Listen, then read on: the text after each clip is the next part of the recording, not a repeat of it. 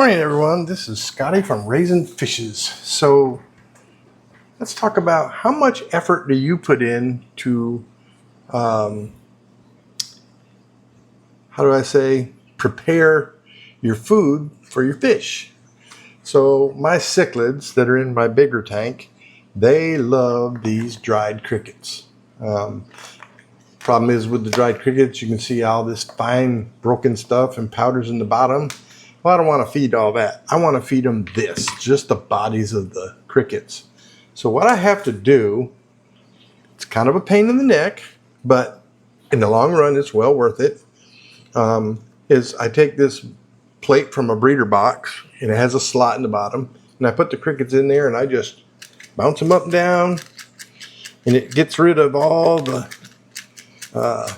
little small stuff. Every once in a while we get a whole cricket that falls through like that one. And what you're left with is all the stuff that I'm not going to feed them. I just throw this in the garbage. But I want the whole body crickets because the crickets are full of protein. And I'm telling you, my Severums, my Oscar, they just love it. You know, they just definitely go right after it. And so I do this about once a month or so, is go through and clean all these legs and stuff out and keep the whole bodies.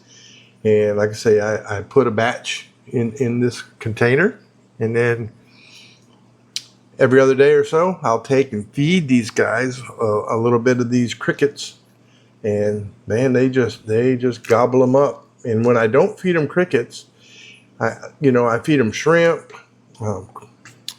and extreme pellets. They eat the stream pellets, no problem.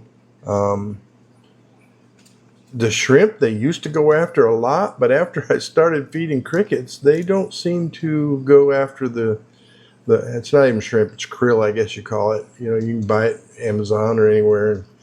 It's dried up shrimp, and they just don't seem to go after it like they used to before I fed crickets. So I'm guessing the crickets is what they really, really, really enjoy. So if your fish really like something, it's something to feed them, I guess. But like I say, you see, I pick this stuff out, and I just tap it, and all it does is send all that junk to the bottom that I'm going to throw out, and then I can pick out the stuff that I need and just throw it in the good box, and there'll be food for them in the future. Yeah, it takes a little bit of effort, and some people will be like, I ain't touching them nasty things. Well,